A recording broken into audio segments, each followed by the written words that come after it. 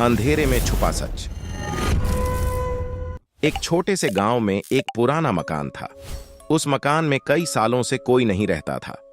गांव के लोग उस मकान को भूत बंगला कहते थे।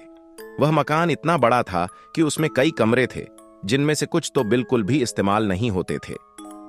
एक दिन एक युवक नाम रोहन उस गांव में आया। वह एक लेखक था और उसे एक नए उपन्यास की तलाश थी। रोहन ने सोचा कि उस पुराने मकान में ही वह अपना उपन्यास लिख सकता है।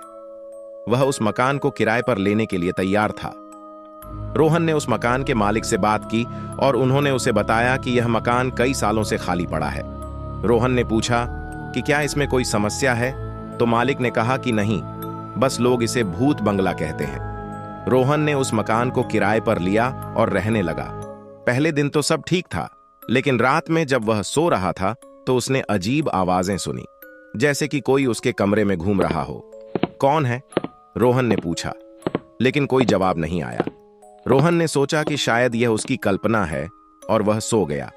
लेकिन अगली रात रोहन ने फिर से आवाजें सुनी। इस बार वह उठकर कमरे में गया और देखा कि एक औरत खड़ी है जिसकी आंखें पूरी तरह से काली थीं। रोहन को डर लगने लगा। तुम कौन हो? रोहन ने पूछा। औरत ने कुछ नहीं कहा, बस मुस्कुराई और गायब हो गई। रोहन को लगा कि यह उसकी कल्पना नहीं है, बल्कि कुछ और है। अगली रात रोहन ने फिर से उस औरत को देखा। इस बार वह उसके पास खड़ी थी और उसकी आंखें पूरी तरह से काली नहीं थीं। रोहन ने देखा कि उसकी आंखें अब सामान्य थीं। मैं तुम्हें क्यों दिखाई दे रही हूं? औरत ने पूछा। रोहन ने कहा, मैं तुम्हारी कहानी जानना चाहता हूं।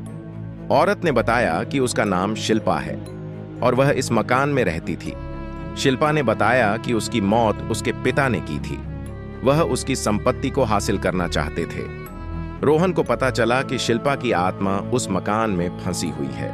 वह अपने पिता को सजा दिलाना चाहती थी। रोहन ने शिल्पा की मदद करने का फैसला किया। उन्होंने मिलकर शिल्पा के पिता के खिलाफ सबूत इकट्ठा किए। लेकिन जब वे पुलिस स्टेशन पहुंचे तो पता चला कि शिल्पा